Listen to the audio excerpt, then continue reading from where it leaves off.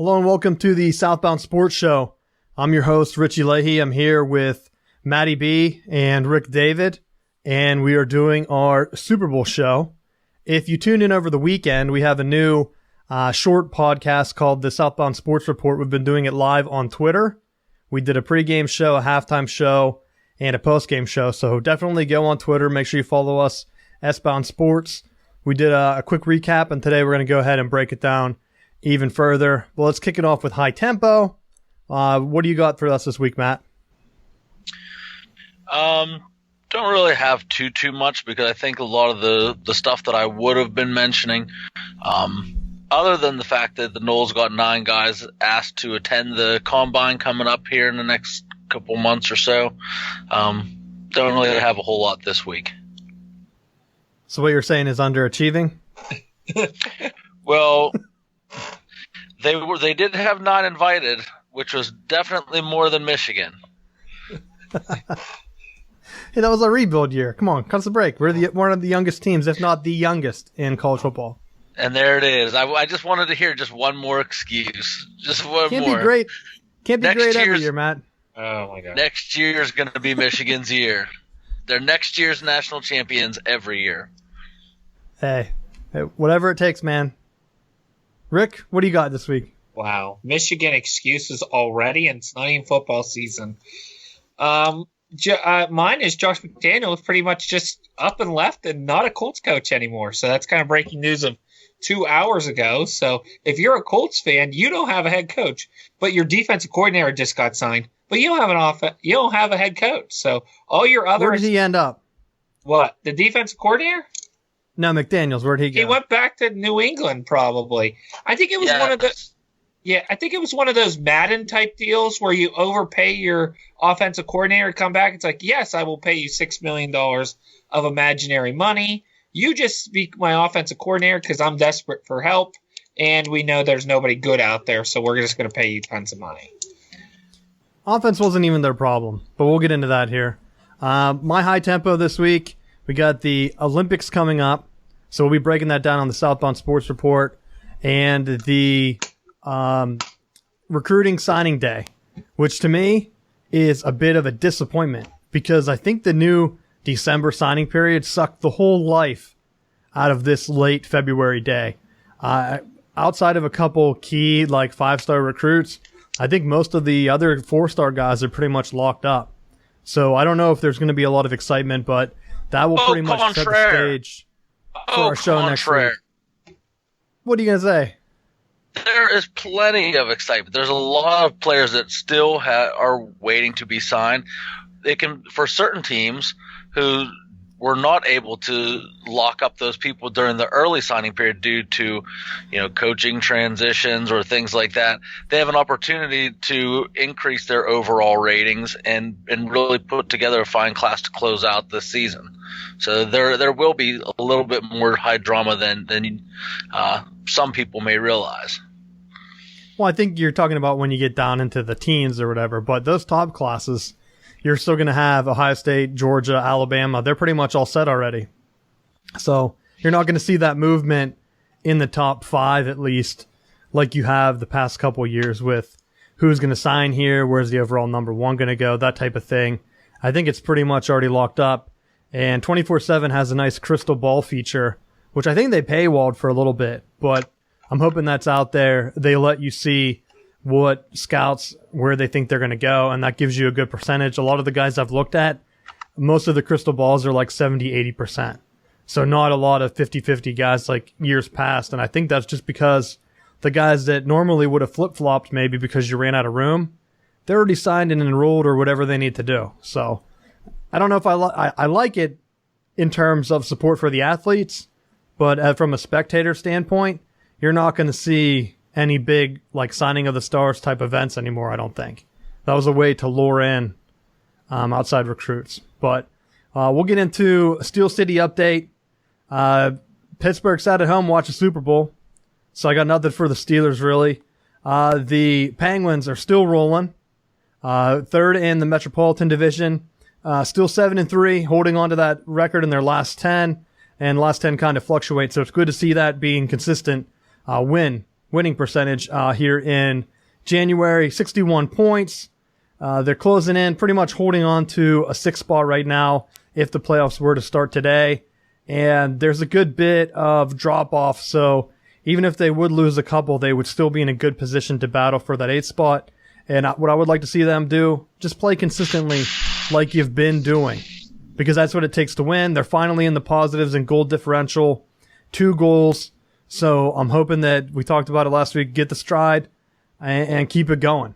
Rick, you have anything to add for the Penguins? They're actually winning right now against Las Vegas. It's 4-2. And you have goals by 2 guys to expect and 2 guys you don't. Goals you guys expect, and Malkin and Gensel have goals. 2 you don't expect. Reeves actually has a goal tonight, and Ian Cole has a goal tonight. So the guys you wouldn't expect, Reeves wasn't getting a lot of playing time, and Cole was a healthy scratch a couple days ago, So it's good to see those guys proven, because those guys they need desperately, especially when it comes to playoff time. So kudos to both of those guys for stepping up today. Vegas is first in the West, so they're doing it against top competition. It's not like they've just hit a weak schedule the past 2 weeks, which is good and bodes well for the playoffs. Show up. It's not like they're playing down to their competition. Get some quality wins over top teams and get some confidence built up. And I expect them to make at least a solid run to the playoffs and just hope they don't get tired out. Yeah. Pirates don't have anything specifically for them, except for Barry Bonds did not make the Hall of Fame cut. And Rick, I was looking at the list and I wanted to get your thoughts on this. Do the Pirates, are they really ever going to get a Hall of Famer? Because if you look at that list, outside of Bonds, was there another Pirates guy even on that? No. Whenever you cut salary for how long has it been since when was that strike? 1993, 2? 4. 94, because that was the Gwynn year. Yeah. And ever since then, the Pirates have been playing a lower form of money ball. It's kind of like change ball. They're not spending big bucks. They're just whatever they can scruffle up out of the change bin. They're throwing at guys like Tony Womack back in the day. And I just don't know. And that's what's disappointing as a fan.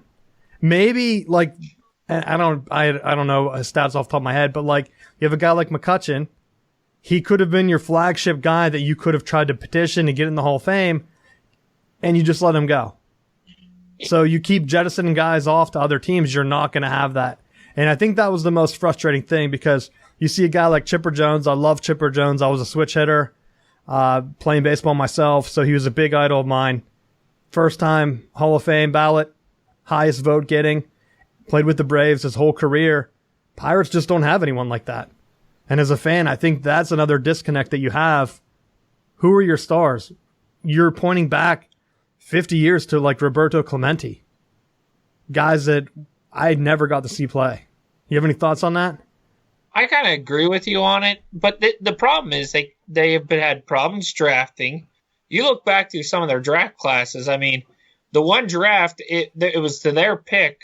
They had a pick between J.J. Davis, who was a high school kid, and then the next pick was Lance Berkman. They were both first baseman outfielders, and they took J.J. Davis. Lance Berkman goes to the Astros, and there's a guy that's going to be on next year's Hall of Fame ballot. So, I mean, you have just total bad picks. There has been bad management. You haven't been able to sign guys when they have went to free agency. I mean, do I see a Hall of Famer? Probably not. McCutchen doesn't have a chance. Against guys like Stanton and Trout, they're going to get in way before him. I mean, Bryce Harper has a good run. Chris Bryant, if he has a good run through his career, he needs about 8. Cabrera's probably maybe one more half-decent season he's in. And you think he should already be in? He's the last Triple Crown winner. But his defensive liability, a lot of these, you look at a lot of the players now, we're all good in the field. I mean, they take that into extent. You look at a Yadier Molina, he's not going to have good stats, but they're going to love his defense and love his play calling. He'll be a first ballot easily. That's true, because I didn't think Vlad Guerrero would have been as high without his defense. His defense, how many runners did he throw out? How many runners would just stop and say, they're not running on him? Numerous runners. He saved the Expos during those years. It was him and Colon that really saved them, in those years. And because of his Colon's good pitching and Vlad Guerrero is great defense. I mean, the guy hit a home run on a bounce ball. Nobody's done that since then, and will probably ever do that again. So I've done that, Rick. Wiffle ball style. wiffle ball, Yeah, you have in my grandma's backyard. okay, and the 100-foot backyard. Dude, Rick, we had a full shrub fence that went down. Ask Matt about it. That's right, down the third base line. So if you batted left-handed, you had a short porch. Yeah, the short porch, just like the Yankees. I couldn't have designed the field better for myself. Oh my gosh! So that's what we're okay. Whatever. But I mean, that's the and I don't know how to say it. I mean, there's going to be and I will say this: character plays a lot into those MLB picks. And do they have the character of some of these guys? And that's why you're not going to see Clemens, Bonds. I mean, look at even Larry Walker. Larry Walker had good stats, but he played in Coors Field. He'll never get in because they're going to say, you only did it because of Coors Field. Todd Helton, I think, is 2 years from now. I think he becomes eligible. I mean, there's another guy that could be out there that still looks better than some of these guys. So I don't know. I don't see the Pirates getting anything. I like the way the MLB picked. I think the MLB needs to put more guys in the Hall of Fame who are especially living because so many of them are dying right now. So I think they were losing at least 2 or 3 a year. But I will say if the Pirates get somebody in, I'm going to throw a weird one out there, and then there's going to be an obvious one. But they're both going to have to go through the old-timers committee like Alan Trammell and Jack Morris did this year. It's going to be Dave Parker is probably your obvious one. Your unobvious one is Al Oliver because he has 2,800 hits, I want to say, and was a leadoff hitter. He had stolen bases. He was the guy before Vince Coleman, before Ricky Henderson, who was the leadoff Reds. So, I mean, there's a weird one. I don't think he'll get into it because he sued Major League Baseball and won, so I don't see him getting in. And Dave Parker was a part of the Pittsburgh drug trial, so he'll never get in either. So, but those are your two best shots at getting somebody in. Your other one would be Jim Leland as a coach. So there's one that you may be able to see, too. So you think they'll both get in? Do I think Parker and Oliver will get in? Sometime during my lifetime, yes. Leland probably has your best shot. So, I mean, because he has the championships, but they're all in Detroit or with the Florida Marlins. I mean, they're not with Pittsburgh. Pittsburgh was just one of the stops in his career. Yeah, that's the problem with Bonds, too. Would he even put a Pirates thing in? I don't know. No, he would go Giants. It's like how they're making Vlad Guerrero go as an Angel, even though his best days were Expos. Well, yeah, we'll have to wait and see what happens with the guys. There might be some audio issues. I might have to fix it in post. So if you can't hear the guys, I'm not sure it's coming through on my end, but we'll play it by ear and continue, and we'll fix that later. We're going to go into the Super Bowl. I wanted to start by getting into the NFL TV ratings. Overall, they dropped. I don't know what the exact percentage was for the regular season. We all knew they were going to go down, but the Super Bowl dropped off 7%. So last year's Super Bowl, 111 million viewers. This year, 103. And I rounded those both down.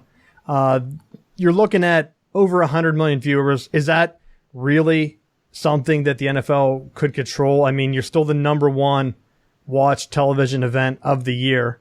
I think something like the Grammys dropped by 20%. So outside of that, the NFL doesn't look too bad. It was a great game, so I don't think it was actually the gameplay that would have had anything drop off. You are looking at what? Maybe last year's went to overtime. That might have added some more viewers. You really can't look at a 1 year bump. I think overall, I think they said it was the lowest one in the past 8 years or something like that. But I'm not sure how that compares with the final numbers as they were still tallying those up. So not too surprised. I don't know what they can do overall, because when you're looking at a team or like a team-oriented sport, certain teams are going to get in the playoffs. You would think with Philadelphia, the fourth largest market in the United States, Philadelphia being in the Super Bowl, that would give them a boost with Boston compared to a smaller city. I mean, Atlanta's not small by any means, but even over the past couple, like 8 years or so, you would think Philly would boost it up. So I don't know what they can do. Do you guys have any thoughts on what they would be able to do for, I don't know, just helping out with the ratings or anything? I have no idea as far as the rating system, and I don't know if it was a glitch. I'm actually surprised to hear that the numbers dropped with having Timberlake as your halftime performer, and for as high scoring. And I mean, the Super Bowl was, everything that you would want the finale of your sports season to be. It was everything that you would want. So I'm surprised that the viewership's down. I just don't know if it's just a continued drop off of people just giving up on the NFL because of the national anthem protest from earlier in the year. I would find that hard to believe, but it's plausible that's having an effect on it. Rick, what do you have any thoughts? I kind of agree and disagree with Matt. I think people are tired of the NFL. I think people are tired of seeing too many top stars are injured. A lot of stars bellyache this year. The NFL arrests are definitely playing into this thing, and the protests did not help. I mean, as soon as those protests hurt, how many people were on Facebook writing, I'm done with the NFL, I'm not doing their sponsors. Heck, in this NFL season, we have seen Papa John get fired because he was a sponsor, and their sales tanked. So, I mean, you had how many people were pulling out. I mean, the commercials were nothing to brag about this year. I mean, they were like saying, "Oh, these commercials are so great." We saw all we saw were what movies I was not going to go to the theaters and pay $20 to go sleep through, and also all I know is everything could be a Tide commercial. I'm surprised they weren't doing Tide Pod, pretty much don't eat these, like public awareness. Don't eat a Tide Pod. I mean, it was just and Justin Timberlake, I think he appeals to some people, and other people like myself, I can name about maybe 2 songs. And let me tell you, I took a shower. I mean, I was like, I'm done. I'm like, I could use a shower more than I could hear Justin Timberlake. And by the way, the kid that took a picture was like, I really don't want a picture with you. Like, do I have to take a picture with you to make this selfie great? It was like, come on, I just think. Oh, is that what that meme was from? Yes. I saw a meme floating around. But I didn't watch the halftime show. Me and Matt were doing our own show. So yeah, he took a picture, and he's pretty much trying to force this like 14-year-old kid, take a picture with me, take a picture. And then I saw one, it's like, I just met Conor McGregor. And I'm like, that's about right. I mean, it was just kind of just stupid. I mean, the NFL has deserved to lose the ratings after this year. Do I see them coming back over time? Yes, but it'll take time. And I mean, they just do so many stories to shoot themselves in the foot, not helping them, So, but I will say this: it does make sense for Philadelphia to win, because if you would have had New England win, I think you would have had more people turning it off. I think people are tired of seeing New England. I mean, it's people like tired of seeing New England like they're tired of seeing Pittsburgh. I mean, the AFC for the past 10 years has either been a Manning team, a Steelers, Patriots, and that one stupid year of the Ravens. Every other, how many times you got to see this broken old record?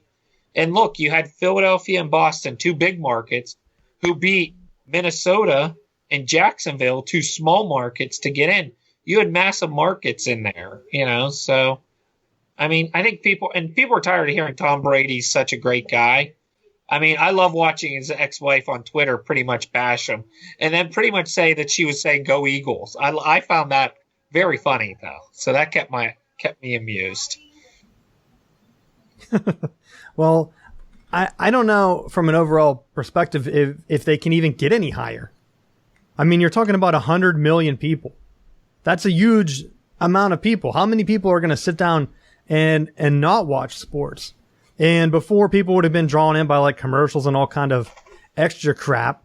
But now you can watch the commercials, which I don't know why you would want to. Why would you want to sit there and watch some company basically pitch and tell you, please buy our stuff? It's almost as dumb as when Doritos took Monday and they announced Lady Doritos. Like, girls don't just like regular Doritos because they can't carry them in their purse or whatever their official statement was. Like, oh, you can't really carry Doritos in your purse. you might get cheese on your hands. And they're crunchy. What kind of sloth is carrying Doritos around in their purse? Exactly. What girl even has, I don't know any girl that I've gone on a date with that has been like, hold on, and pulled snacks out of her purse like that. Unless, like, I've seen moms do it because they have kids. But no, you're not going to have a single girl like pull out a bag of Doritos. Like, what do they expect? Those aren't like a purse food anyway. Maybe like a protein bar. But I think they're way off with that. And that's kind of like what I think the NFL is doing. Machine-sized bag. The snack machine size bag? Yeah, Even that's then, exactly. I mean, that's a little bag at least. how many times have you been with a girl and she's dropped her purse, Rick? And that bag of Doritos inside would just pop or smash and just be little crumbs. It's not sustainable. They lose the purse, they do something else, and then the Doritos they're just not for that. They're for lounging on the couch, eat them right off your shirt as you're dribbling them down. Because that's what happens. So that's kind of what I view the NFL as doing. They're like, oh, well, let's bring in all these sponsors. Let's do all this music stuff and try to get casuals in. And I just think they're tired of it.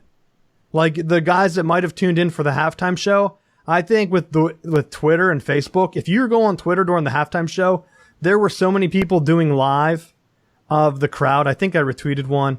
If you check out our Twitter, SBound Sports, just live videos of the actual crowd, and no one is into the halftime show. It's just whoever they paid to be there, and it's like one little circle on the field, and it's all done for TV, and I think people are just finally seeing past it, and you're not going to bring in the casuals, so you're only going to have people that are interested in the game, and maybe the cap is $100 million. Is that bad? I mean, it's a hell of a lot more than people that watch these other leagues, championship games, so at that point, I don't know. And I want to get into our next topic before we finally just talk about the game.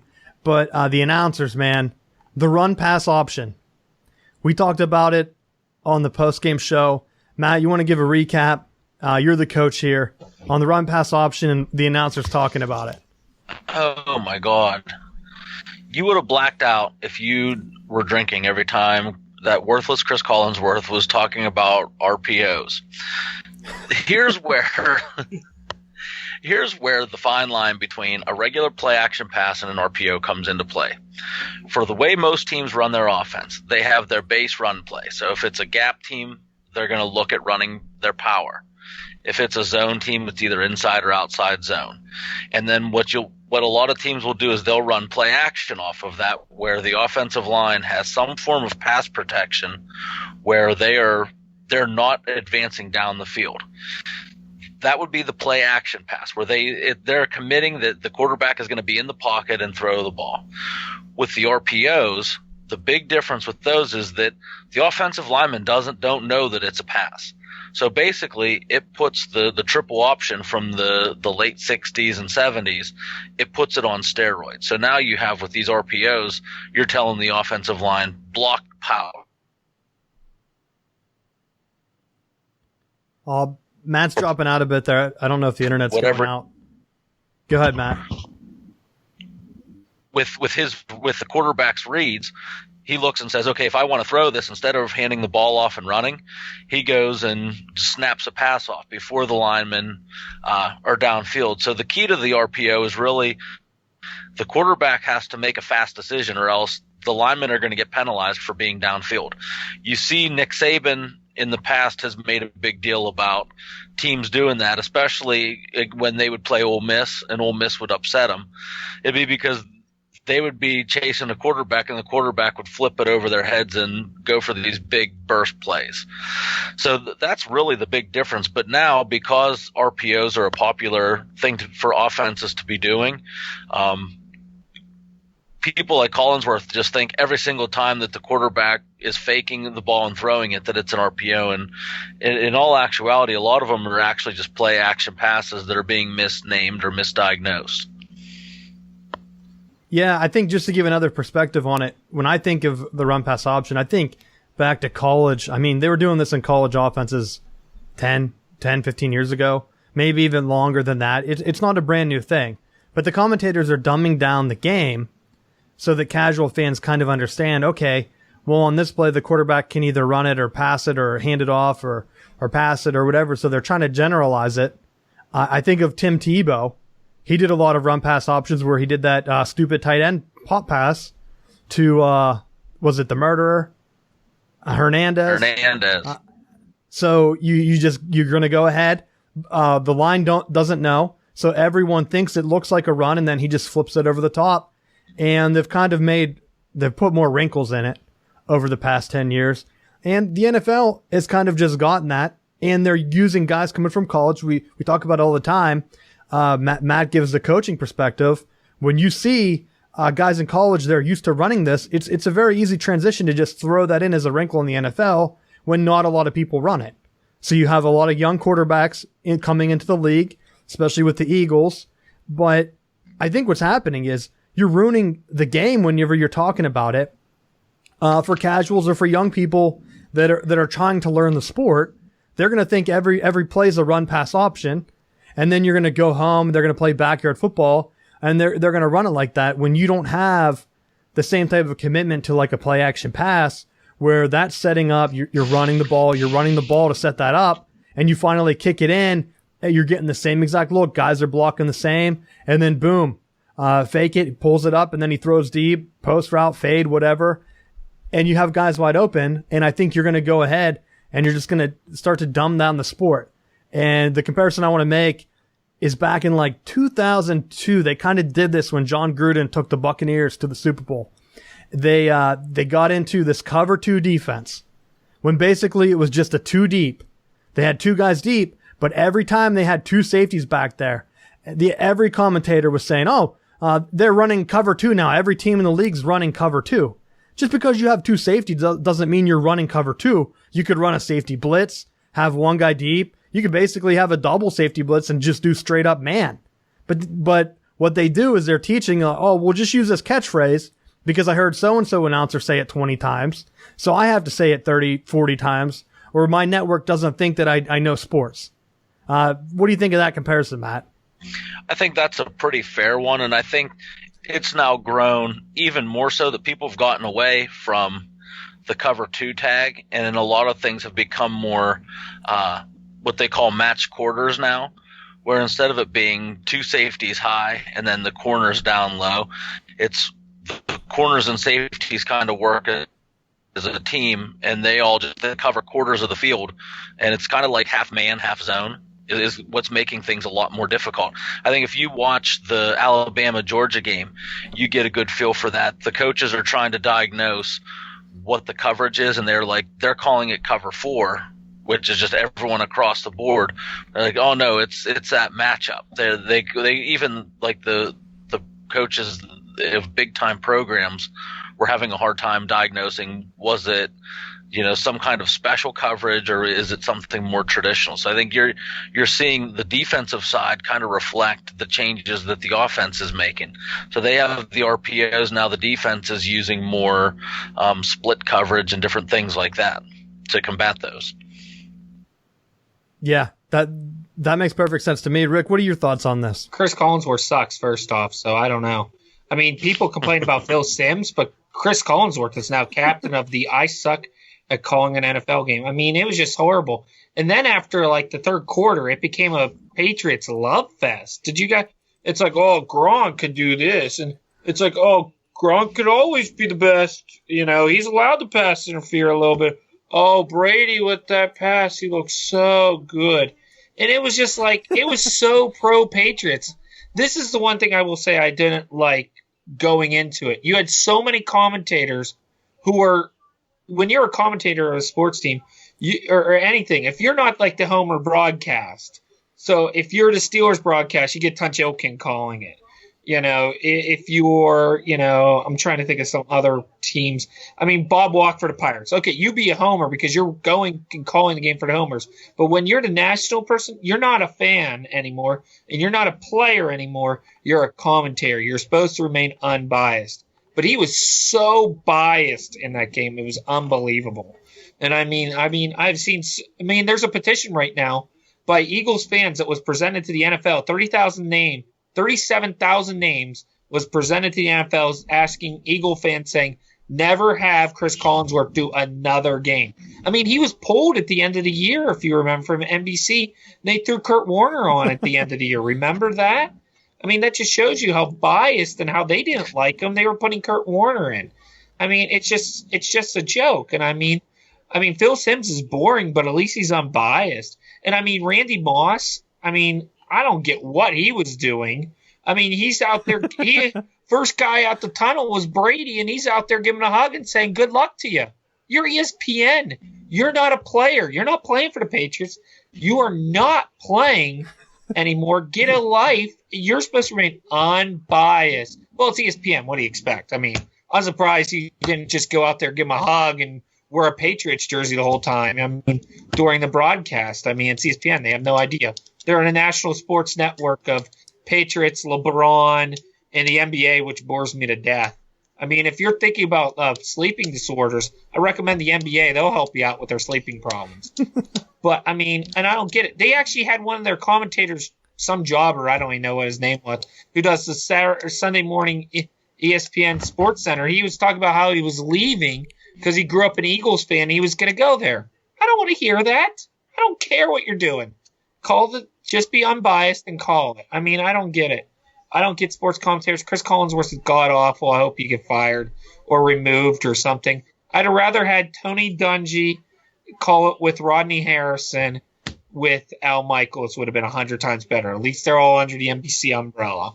That would have been a perfect way to call it. I mean, Dungy calls it from the coaching side, Rodney Harrison from the playing side, and I mean, Al Michaels is one of the legends in this. And he won't get a lot of credit until the day he passes away or retires. But he's definitely in the top 3 of mine for all-time commentators. So, yeah, I'm looking at the game from an outside perspective. Not a fan of either team, and you can clearly see when they have a favorite player.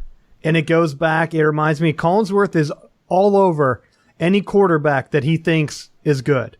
It was Peyton Manning for almost a decade. Every time Peyton Manning played or any new quarterback in the league, he would try to compare him to Peyton Manning. He does it with Aaron Rodgers now. And I think that's why you see some of the inflated MVP talks of Aaron Rodgers and how great he is. It's because if you watch any NFL game, he brings up Aaron Rodgers for no reason 20 times. He'll be like, yeah, Andy Dalton couldn't make that throw, but you know who could? Aaron Rodgers, because Aaron Rodgers is a man. And it just randomly, he'll throw that in there, and he'll say, like, yeah, I haven't seen a throw like that since Aaron Rodgers. And then in the Super Bowl, it like twists around, and he's in love with Tom Brady just because he assumes Tom Brady's going to win the game. And you can almost feel that just from the commentators, if I was watching the game, the way they were talking, it was like Patriots were going to score on that drive where he fumbled. Well, here's one of the other things that I thought he majorly blundered on was the actual catch, no catch karma coming back to the Patriots. Was it like for as long as they spent the officials spent trying to figure out, was it a catch, was it not a catch, did they actually score? Collinsworth went back and forth. He's like, there's no way they call this a catch. There's no way. And he just like ran. Like he's like, I don't know what they're going to call. And then proceeds to spend 20 minutes talking about how there's no way they're going to call it a catch. And so then they call it a catch. And it's just like air, dead silence of, oh, well, then and then he has to like walk it back and try to explain like how the league was trying to interpret the rule. Just insane. And that's the fault of the NFL, because I'll say every single time, you need a guy just doing replays in the TV booth, because Collinsworth has to kill 4 or 5 minutes every time a play goes to review. What's he going to talk about? He has to sit there, and they probably told him, he probably has, I'll defend him on this one, he probably has strict orders where they're like, you need to flip-flop every time we're in review. That way, no matter what way we call, it looks like we made the right call. Because Collinsworth can't sit there. I know the NFL has to tell him. He can't sit there and say, that's an incomplete pass. I guarantee that's an incomplete pass. And then the NFL says that it's not, that it was a complete pass, because everyone sitting at home was already swayed by him the first time, because he's an influence. You're watching the replay and he's going to go through and tell you why it wasn't a catch. And then if the ref doesn't agree with him, then the NFL is kind of screwed. So I guarantee you, because I've seen that happen in the past, where I think The NFL just said, if it's a review, kill time, flip-flop back and forth. Because, yeah, you're right, Matt. He was rambling on. That shouldn't have been a catch. Then he's like, well, now if I think about it, and then for no reason, because there's nothing to do. Just put a ref. I don't mind. I don't mind Go them ahead. pandering back and forth. I don't mind them, but doing it that way. But at least, don't give your opinion. Just say, if they're going to call this a catch, this could be a reason why they're going to go this route. Or then to say, on the other side, and you can do that without sounding like an asshole. And when you're like, there's no way that's going to be a catch, and then they come back and say it is a catch, he looks like he has no idea what's going on. Even knowing that you have to break down an extra maybe 7 or 8 minutes, you can walk through the play of what route they ran. What kind of some of those smaller details that maybe you don't have through the course of an up-tempo game. You can walk through some of those things that what were they trying to do that led to him being open so much that I think could have been a better use of that time. And yeah, I think you're right. You're dropping out a little bit. And then having to back it off. I think what they should do, and this is kind of a solution, is do that. Show the replay slow-mo, because you know how they can do split screen now. Sometimes I'll even do it. I've seen it where they do, and this might have been college, where they have the replay going on, and then they show a commercial without the audio. That way you kind of know, you can kind of make your own decision, but secretly you're listening to the commercial being drilled into your brain. But why not just give me a game recap? Okay, here's time of possession. Here's how many yards they're giving up. Here's how many times the teams have punted, 0, because there's no defense in this game at all. And then here's this kind of thing, or whatever. You do what Matt said, break down the route, do something, try to educate the fans a little bit, instead of just doing a wishy-washy, could have been a catch, might not have been a catch, might have been a catch. Was that a catch? And then the guy comes out, and then he does his ref thing. And then as soon as they make the call, then Collinsworth is on the spot, because this is another NFL thing. I guarantee they tell him, okay, once we make the call, you have 2 minutes of airtime to justify it. And then he's like, I see exactly where he's coming from with that call. And then it's right back in, and then he panders to him. But I don't know. At that point, you're better off just turning it off, like I've said all year. Just turn off the commentators. Who cares what Collinsworth's saying? Who cares if you miss the audio from a commercial? I don't. So try to find it on the radio. I think Rick had said something about local broadcast. You get the same local guys calling. There are local radio shows. Someone was doing, was it Boomer? Someone was on the radio for the game. I think it might have been Boomer. Westwood One had Boomer Esiason. I don't know who he was with. Maybe Kevin Harlan, but it was Boomer Esiason did Westwood One. And I think that was a national radio broadcast. That's national. If you would have got one that made, I think the CBS national, or not CBS. Yeah, I think the CBS radio stations got Westwood One broadcast. Yeah, whoever, because I don't think NBC does I think radio. NBC does AM maybe, but not FM. Yeah, so, I mean, you have other options if you're watching a game. Let's get into the actual football aspect of the game. Tom Brady, he played well. The loss isn't on him. At some point, you have to have a defense. I was trying to see what Matt Patricia was doing after I had another day to kind of break down, relook at some of the film. Did you guys see the thing about Butler not playing? Yes. What do you think about that? I'll go conspiracy theorist on this one. Malcolm Butler was entering a contract year. If he plays in the Super Bowl and performs well, he's not a New England Patriot this coming year.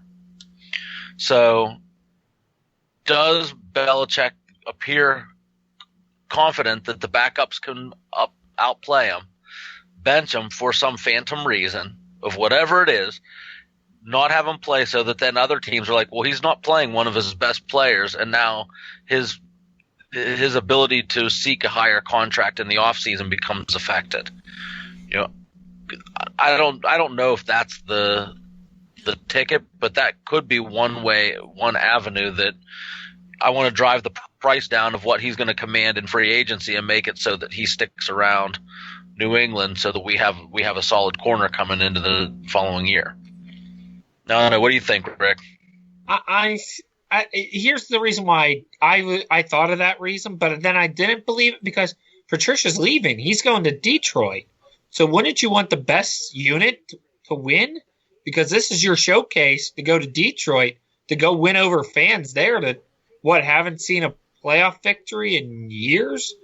I mean, that's why I don't get it. I get the reason why, because New England likes to control people and control prices and make you work at the lowest prices and keep the best talent around. I agree with that, definitely.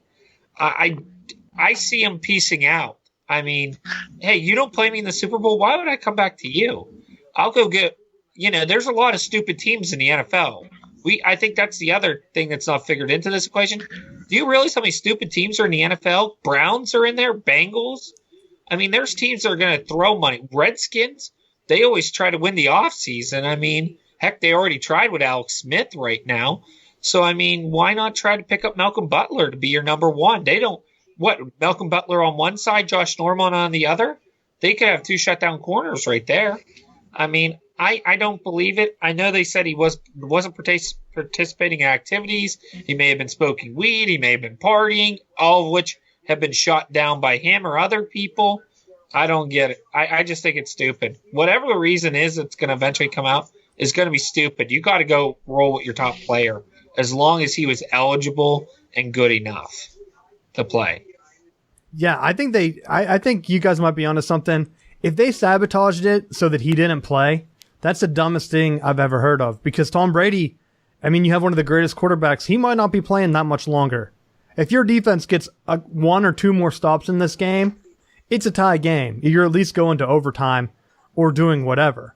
So you're looking at Butler from that perspective. And yeah, Patricia, if you're a Lions fan, you cannot be confident going into next year after that performance. And if you're Butler, leave. Well, yeah, you're right. Why? You didn't play me in the Super Bowl? I'm not staying around. So you go ahead, you leave, you go to a different team, and then you look at it, how it worked out for LeGarrette Blount, because they messed around with his contract last year, trying to get him to take less money. He said, you know what? I'm going to go. There are other contenders out here. He goes to the Eagles, has a couple big runs in the Super Bowl, wins another championship ring. He didn't need the Eagles, or he didn't need the Patriots for that. And now he's celebrating, and he looks like a genius because they bring him, they bring Ajayi in, and that was an awesome 1-2 punch that they had in that Super Bowl to kind of take pressure off. When your backs are able to get yards, you have underneath routes open up just because the linebackers are playing tight. They can hit some of those seam routes, and I mean, there's a lot of pressure. Like, you're not able to just blitz upfield if they're running right up your gut.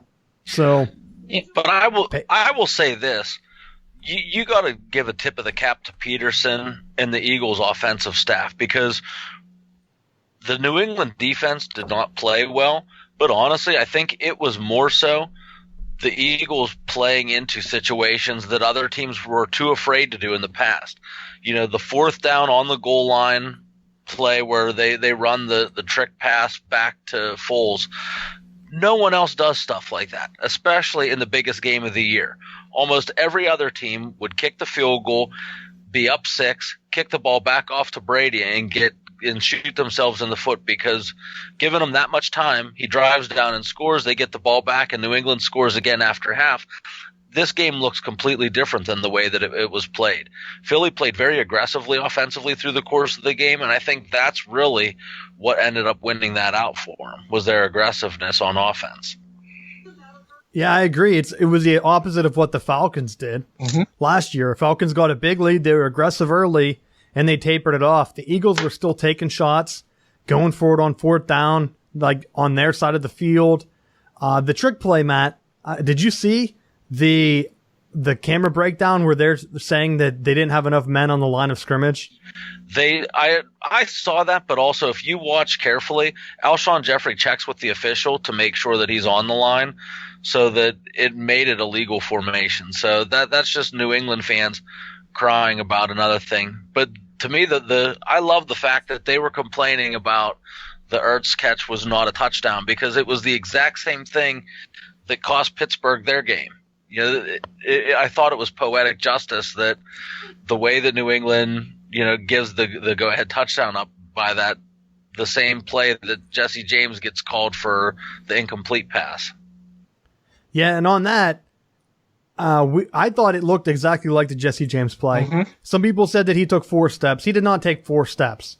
He took 2, and then it looked like he got hit. But if you look at the one angle, it looks like he didn't get hit as well. He does get another foot down, so I guess technically you could say 3. But by that time, he's already lunging to the end zone. So he basically had 1 step, 2. He got both feet down, and he jumped for the end zone. So is that their football move? I mean, it's hard to overrule, though, because even though the ball was jarred loose, he caught it again in midair. So, yeah, does the ground cause a fumble type deal? He never really, it never really hit the ground after that. And I think that might have been more of an interesting talk. If he doesn't catch that ball when it bounces up, then what do they do? Because just like the Jesse James thing, you made a good point on our postgame show, Matt. As soon as it touches that line, it's supposed to be dead. And that's why I don't think they should have overturned the Jesse James one. You have control. As soon as you touch the goal line, it's a touchdown. That's why you see running backs jump up over the top, hold the ball out. A defender slaps it. It doesn't matter. As soon as it touches that plane, it's supposed to be dead, over with. So, very similar. The Jesse James one, he had control when it hit the line. Should have been a touchdown. His knee was down. He was down. Zach Ertz, same kind of thing. But it was like a freak play, though. It just popped up, and he ended up catching it. Rick, what do you think about that? I thought the same exact thing. I mean, I remember I texted you guys. I'm like, not a catch Jesse James call, and then I was surprised. And the thing that surprised me was I sent the text message before the game. I said, it's the same exact refereeing crew that did the Patriots-Steelers game. So I don't know how in 6, 7, 8 weeks, whatever it was between games, the call has changed, and that's what threw me for a loop. I mean, could you make an argument that Gene Sarator was originally born and raised in Uniontown, PA, and grew up a Steeler fan, so he wasn't trying to show bias? You could make that argument, but I don't buy that one. I think these referees are tired of getting criticized, and this is another reason. I mean, we mentioned reasons why NFL ratings are down. We mentioned 2 here, and we didn't mention it before. The announcers are awful, and also the refereeing has been terrible this year. But I think these referees took it upon themselves to make their calls that they wanted to do.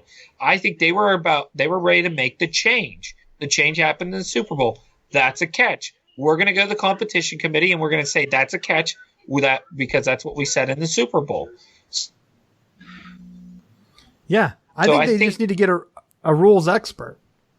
You're breaking up a little bit, so I hopped in there. I think they need a rules expert to sit in the booth and make the call. Because you're kidding yourself if you don't think that the NFL has someone in the ear of these officials as they go under the booth. Everyone's wearing headsets the whole time. So you go underneath the booth. Hey, we're going to go to review or whatever they're doing. And they can come ahead and make that call. Now, whether it's a big influence like Roger Goodell sitting there, I doubt it. But yeah, it might be the player infraction committee. And it looks like we lost Rick, Matt. But yeah, I saw that. They could have the player infraction committee, whatever they're going to do, just have one rules expert. I mean, who does it? Was it Fox? One of the companies has a rules expert, Mike Pereira or whoever.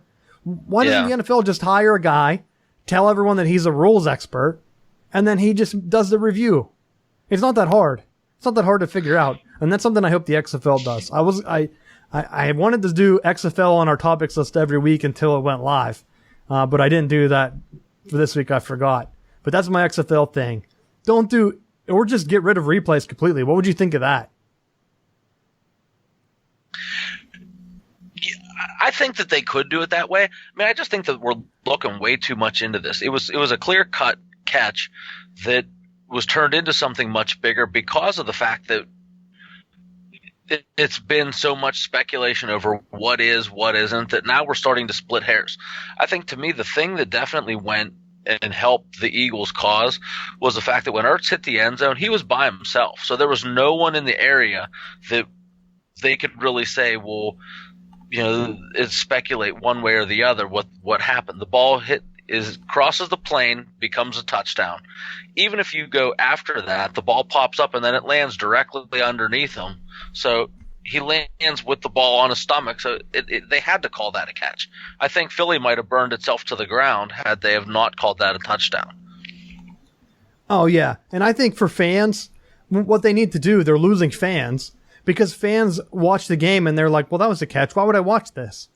Because at some point, it's like the NBA, like WWE, when you're seeing guys flop around in the NBA's case, or like blatant fouls that change the game, or even penalties here, reverse calls on replays. As a fan, if you're sitting there watching the game and you see with your own eyes whether you're wrong or not, and you're like, well, that should have been a catch, and then some guy in the booth or the NFL says, nah, it's not.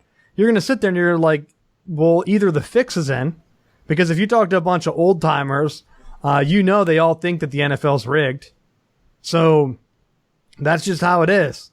Like, talk to anyone, like any of the older crowd, they think it's rigged already. So you throw in a couple replays that don't go what they think, and people are just going to tune out. They're going to go back to the WWE. Oh, well, this is fake. This is rigged. It's all for ratings. You got, like Rick said earlier in the show, you have two of the smaller markets up against Philadelphia and New England in the championship games, and both bigger markets went out. Was it because they had better players? I mean, Philly was playing with the backup. That game was a complete blowout because their coach interviewed with the Giants or whatever, so he was 100% not prepared for that game. But whatever way you look at it, that could be a reason why people are tuning out. And I know the NFL, because I do some advertising stuff, I know the NFL has been putting out tons of surveys trying to figure out why people aren't watching anymore. So if you're a fan and you get any of those surveys, I highly recommend you complete the survey and do it honestly, because things aren't going to change if you don't do it. If there's a write-in box, say replays take too long. Why isn't there a guy that just calls in? Write it in and help get change, because they're definitely looking for it. Hit them up on social media, call them out on it, because they've been dumb and deaf to this for how many years. And it's finally starting to catch up to them. When you lose, what did I say earlier, like 10 million people on the Super Bowl? Like that's a ton. To us, it looks like nothing, because what's 10 million when you have 100 million? Other than that, I don't know. So you're looking at that. Anything else you want to add from the Super Bowl, Matt? I just thought overall it was a great game. I think we've been very lucky to have a really good run of Super Bowls. As far as the scoring, the strategy, I really like seeing the in-game stuff that I thought, offensively, I loved some of the wrinkles, and you're finally starting to see in the NFL the slow process of change of like those RPOs and things that in the NFL they say, well, it doesn't work. Well, it's now working because they've had enough time to tinker with it. An article that I read that I really liked talked about how Peterson took a lot of the principles that were from Chip Kelly's offense when Kelly was there and just really put the NFL touches to it, which was the motions, the shifts, the helping dictate, expose what the coverage is ahead of time, that I think really showed the true chess match of the game. So for the nerd people out there of football, that you really got a treat this past Sunday. Yeah, it's funny you brought that up, because I've heard that Coach Harbaugh was actually meeting with Peterson soon to go over some of those wrinkles that he threw in for the big game, because he was impressed with how the Eagles performed in the Super Bowl, using those motions and the shifts, things that he likes to do, and executed them almost to perfection. Because you were able to get one-on-one guys. The Patriots are basically they ended up having to play man because it took away some of those RPOs, and that's why you saw a lot of play action passes instead, which makes it like, if you know football, it's blatantly obvious that Collinsworth or Al Michaels, they're just throwing out run pass options when that wasn't even a thing, because they basically had to shift to man because there was too many motions. They were confused out there. And that's where I don't know. The Butler thing still gets me. Put your best men out there. It's one game. What's the difference? Okay, he's going to leave, whatever.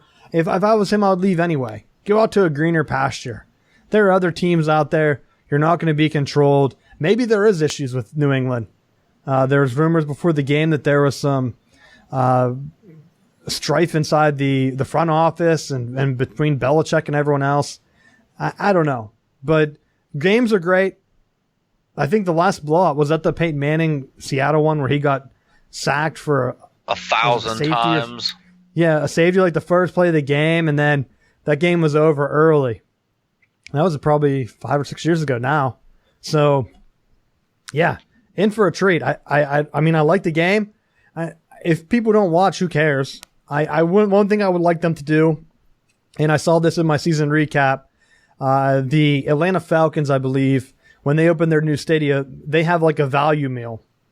And the report came out on it where if you come into the game, basically, or a value plan for their convenience center. So if you're a vendor inside the stadium, you have to sell like $2 hot dogs, $2 burgers, things like that. Maybe it was like a $5 meal instead of like the typical, if you go to get chicken fingers and fries at Heinz Field, it's going to cost you $10 or somewhere close to that, 8 or 9, where Atlanta made a point to cut that down where it's only like $5 or less for most of their items on their thing. And they reported that sales were up. And they said probably they think that merchandise sales were up due to that fact because people have extra money.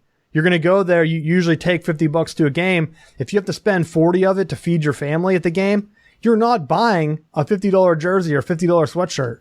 But if you only have to spend $10, $20 for food, and then you can go ahead and spend $30 and get your kid a hat or whatever. So I would like to see more teams do that. Try to make the games more fan friendly.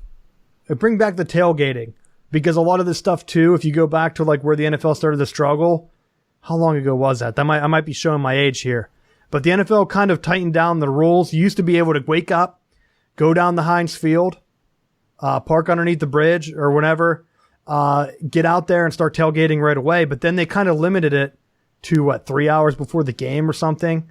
So if it's and most of the Steelers games are at 1 o'clock, so it doesn't really matter. But to beat the early traffic, you'd want to get there early. Those are some of the things I think they should address. And it might not be tied to the TV ratings, but for the fan overall experience, if I'm going to bring my family to the game, make it easy and make it fun. I don't want them to go in, okay, well, there's rules here, son. You have to go ahead and you have to wait in line. You got to be careful. We can't have grills out here cooking up some sausages or some burgers. No way. That's an open flame. Here we have to go find a microwave or something. Like, just bring back some of the fun. That's my ending thoughts. I think we lost Rick for good. Is there anything else, Matt, you want to hit the Super Bowl, wrap stuff up? There was one thing that actually came from our own Twitter page that I thought it was interesting, is that the Browns added Scott McCullen as a personnel consultant. I think that's going to be probably one of the best moves that they made because he was the guy that helped for that 1 year make Washington not a complete train wreck. And then for whatever reason, Snyder fired him and then went back to being the Redskins and overpaid for people and like just tanked the team. So I think Cleveland is making efforts to try to turn the franchise around and get them heading in the right direction. And I think getting good people in the front office is definitely a step in that direction. So that's going to be something going into next year to keep an eye on. Yeah, that's cool. That reminded me of when we do breaking news and stuff for the Southbound Sports. We started the Southbound Sports Report because we do the Southbound Sports Show, this show that you're listening to or watching. We do that live every Tuesday at 9 p.m.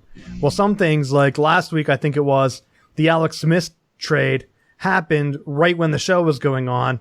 So it's hard for us to throw things in because we planned this out. So we started the Southbound Sports Report. We have a couple shows out. We did the Super Bowl recap. I'm going to be doing some Olympics coverage on that just because I know NBC is doing the Winter Olympics.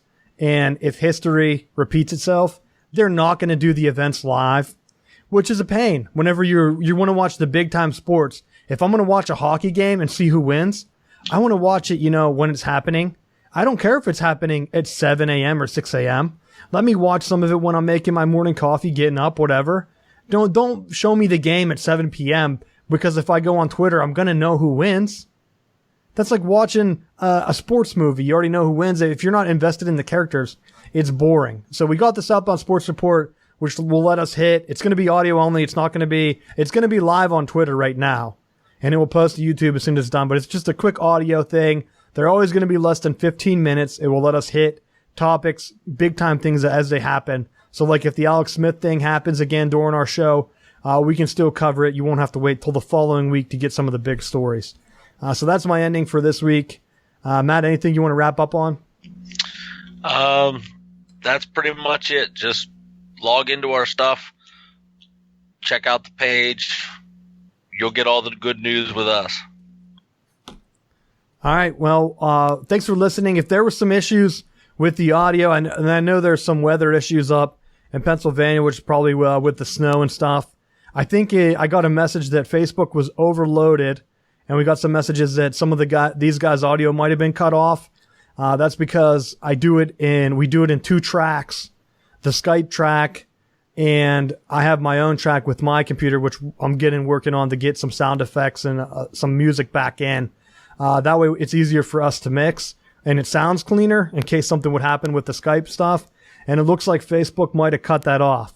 But I do have, it should have recorded on my computer, and I do have an emergency backup one. So I apologize for any of that. I'll try to get that up. If it's not totally all there, I'll put a message at the beginning of this and I'll re-upload it. But check it out. I'll make sure that's all fixed up for next week. And we'll be covering football signing day, some Olympics, and some other stuff that might be coming up. Go Pens, get ready for the playoffs, and we'll see you guys next week.